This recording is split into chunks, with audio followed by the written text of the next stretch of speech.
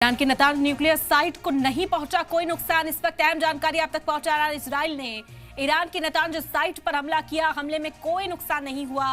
Radiation के केवल में इजाफा हुआ। हमले में न्यूक्लियर साइट को नुकसान नहीं पहुंचा है। इस वक्त अहम जानकारी आप तक पहुंचा रहे हैं। बड़े दावे इजराइल कर रहा था कि उसने जो न्यूक्लियर पावर प्लांट्स हैं उनको नुकसान पहुंचाया है, लेकिन अब आपको बता दें कि ईरान के नतांज न्यूक्लियर साइट को कोई नुकसान नहीं पहुंचा है।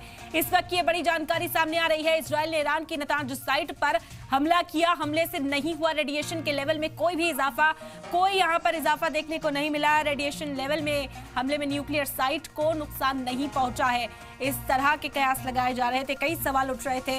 इजराइल बड़े दावे कर रहा था कि बड़ा नुकसान पहुंचाया गया है, लेकिन आपको बता दें कि ईरान की नतांज न्यूक्लियर साइट को कोई नुकसान नहीं पहुंचा है और रेडिएशन में भी कोई इजाफा देखने को नहीं मिला।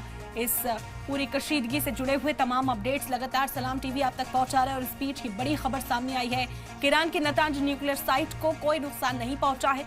इजराइल ने ईरान की नतांज साइट पर हमला किया था। हमले में रेडिएशन के लेवल में भी कोई इजाफा देखने को नहीं मिला और न ही साइट को कोई नुकसान हुआ।